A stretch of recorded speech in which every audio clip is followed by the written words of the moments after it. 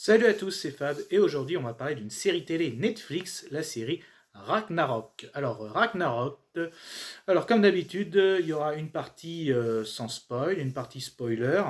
Donc je vais commencer avec qu'est-ce que j'attendais de cette série, ensuite la synopsis, donc l'histoire, ensuite ce que j'ai aimé, ce que j'ai moins aimé, toujours en partie non spoil, et après ce que j'ai aimé avec, et moins aimé avec plus de détails, du coup la partie spoiler, et une petite conclusion, qu'est-ce que j'en attends pour la suite. Donc démarrons tout de suite avec Ragnarok. Donc ça fait tout de suite penser à l'univers un peu de Thor. Ah bah justement, mes attentes, c'est ce qui m'a attiré hein, vraiment sur la plateforme Netflix quand j'ai vu Ragnarok. Tout simplement, c'est inspiré de Thor, donc Thor qui est aujourd'hui très connu grâce au MCU, à l'univers Marvel, donc interprété par Chris Hemsworth, excusez-moi. Donc là, ça n'a rien à voir, c'est une production norvégienne, donc ça aussi, ça a attiré ma curiosité. Bah tiens, qu'est-ce que vaut les séries norvégiennes hein, donc c'est pour ça que ça a attiré mon attention. Donc un peu l'histoire de Thor vue d'une autre façon à la norvégienne. Et est-ce que c'est une simple copie du Marvel? Est-ce que c'est un nanar? Est-ce que c'est agréable à voir? Donc c'est ça vraiment que j'attendais. Bah, qu'est-ce que cette production norvégienne a produit sur Thor? Voilà mes attentes. Du coup, la synopsis, l'histoire. Donc l'histoire une petite famille, donc une mère avec ses deux fils, arrive dans une ville de Norvège. Alors c'est une ville fictive, hein, Eda, donc en Norvège. Ça commence tout de suite comme ça. Et un jeune garçon, un jeune gaillard, blondinet, avec ses lunettes, ça commence tout de suite comme ça. En fait, quand ils arrivent dans la commune d'Eda, il va aider une personne, il voit une personne un peu en galère, donc il va l'aider. Et une dame qui voit ce geste, beau geste, hein, ce petit adolescent qui aide cette personne en détresse, elle passe sa main sur son front, et là, ce garçon va se rendre compte dans les jours à venir qu'il est doté de dons, beaucoup de dons, hein, comme sentir la foudre, la météo, faire sentir que ça va venir, de la force, de la vitesse. Et en fait, justement, on va s'en rendre compte qu'il va être doté des pouvoirs de Thor et que de cette ville d'Eda, en fait, c'est pas une ville comme les autres parce qu'il se passe plusieurs choses et le fait qu'il a reçu ses pouvoirs de Thor n'est pas anodin. Voilà. Voilà pour la synopsis. Alors, qu'est-ce que j'ai aimé? Déjà, je peux vous dire, les paysages sont vraiment très très beaux. Alors là, c'est magnifique. Vraiment des plans magnifiques au niveau forêt, montagne. C'est vraiment très très beau. La musique aussi est plutôt sympa, hein, voilà. C'est bien tourné, hein, franchement, les images, tout ça. Donc, les acteurs sont pas connus, hein, c'est tous des acteurs scandinaves, hein, mais franchement, pour une production norvégienne, ça fait le taf. Il joue très bien. Voilà, il joue plutôt pas mal. Bah, ce que j'ai pas moins aimé, je la trouve longue. Alors oui, je précise, sur Netflix disponible deux saisons. Donc deux saisons de 6 épisodes, qui fait en tout 12 épisodes. Bah, pour 12 épisodes, je trouve ça très très long, hein, sans aller dans la partie spoiler. Je trouve que c'est quand même assez long, hein, l'histoire est très très longue pour des, je trouve, des faits pas très énormes, hein, des petits faits. Donc je la trouve assez longue. Voilà. Mais sinon, voilà, j'ai beaucoup curiosité, hein, production norvégienne, plutôt pas mal. Voilà.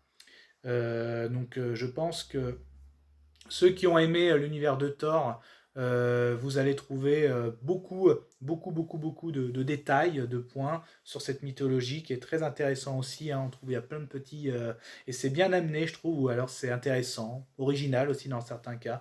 Donc il y a plein de petits points sur la mythologie de Thor. J'ai envie de dire heureusement. Alors non, ce n'est pas une simple copie de Marvel, hein, j'ai envie de dire.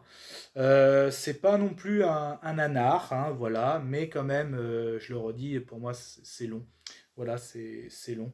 Donc non, franchement, pour une production norvégienne, c'est pas non plus catastrophique, bon, c'est pas non plus exceptionnel pour moi. Voilà. Donc je pense autant passer aussi dans la partie spoiler si je veux donner un peu plus de détails.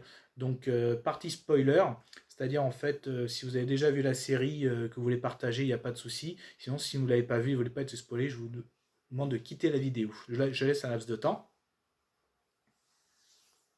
Ok, donc la partie spoiler de la série Ragnarok. Donc je répète, si vous restez, si vous avez vu la série et que vous voulez partager cet avis, ou alors même si vous ne l'avez pas vu, vous restez parce que vous vous en fichez d'être spoilé. Donc l'intérêt de la vidéo aussi, c'est peut-être voir vous si vous voulez regarder la saison 1 et la saison 2, parce que la saison 3 et la dernière saison est annoncée pour été 2022. Donc voilà, on ça laisse le temps de regarder aussi. Donc ça montre aussi que c'est voilà, une petite série, hein, 3 saisons, en sachant que les 2 premières saisons ont fait 6 épisodes, donc en tout 12 épisodes. Donc ça va pas faire non plus la très très grande série. Voilà. Donc on est dans la partie spoiler. Alors ce que j'ai aimé en détail, donc comme j'ai dit, j'ai bien aimé donc les détails sur la mythologie de Thor, mais voilà, je trouve que c'est très très très très long. À peu près les 3 premiers épisodes, déjà, le petit Magna, donc c'est lui qui va avoir les pouvoirs de Thor, déjà il met longtemps à prendre en compte ses dons.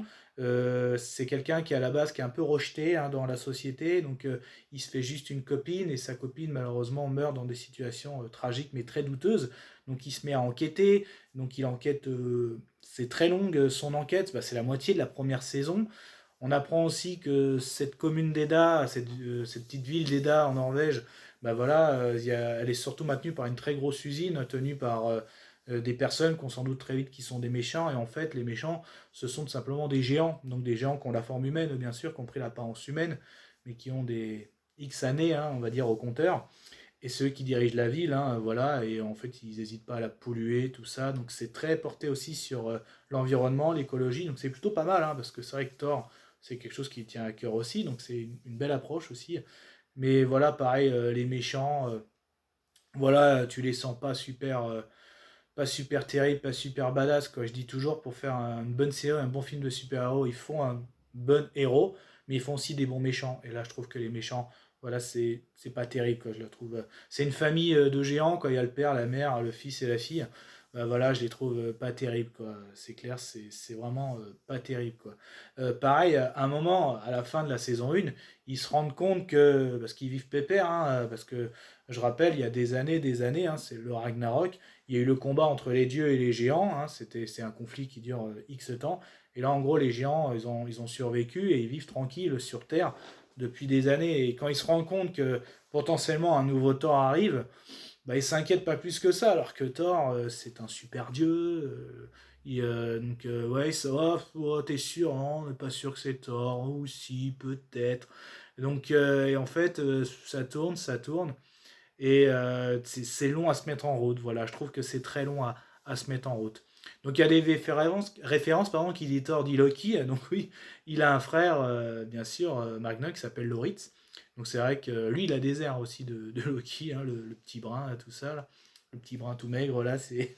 Donc ça, c'est clair, c'est pas mal aussi. Mais c'est pareil, lui, il est bien dans la malice. Hein. Il est bien aussi entré dans son personnage. Hein. Il n'hésite pas à trahir son frère. Mais après, lui faire genre, mais non, mais c'était juste pour détourner ça, t'inquiète, c'était pour.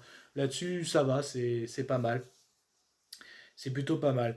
Donc, tu vois, la saison 1, déjà, 6 épisodes, tu te dis c'est rapide, et en gros, quand tu regardes à la fin, ok, à la fin, donc c'est Thor, oui, oui, c'est Thor, donc sans doute, en tant que téléspectateur, on sait que c'est Thor, mais dans la série, c'est long, il est Thor, il est pas Thor, c'est assez long, voilà, c'est assez long, puis en plus, entre les ogres, ils ont leurs conflits familiaux, personnels, tu te dis, ok, à un moment, il y en a un qui veut quitter la famille, et il va revenir, et ouais, c'est un peu, ça tourne en rond. Je trouve que cette série, elle tourne en rond, voilà, elle tourne en rond. Donc la saison 1, elle termine sur une bataille entre le père des ogres et Thor, donc elle se termine comme ça la saison 1. On enchaîne avec la saison 2, donc là la bataille reprend. Bon, après, sans plus, que la bataille elle donne rien de plus. Voilà. Plus tard, ils vont se rebattre, Thor et le père, et là, Thor va l'emporter, il va même tuer. Et justement, à un moment, tuer pour lui, oh, mon Dieu, j'ai tué quelque chose, donc il veut plus de ses pouvoirs. Et il les perd un peu de façon. Il est à l'enterrement de la personne, de l'ogre, parce que pour tout le monde c'est un humain au sein de la ville d'Eda et de la Norvège. Donc pendant l'enterrement, il prie et il prie, je veux plus mes pouvoirs, et il les a plus. Voilà, ça y est, les pouvoirs ils se barrent comme ça. Donc c'est un peu, voilà, donc pareil, donc, entre la saison 2, les ogres veulent se refaire suite à la mort du père. l'autre il veut plus ses pouvoirs, il les a plus.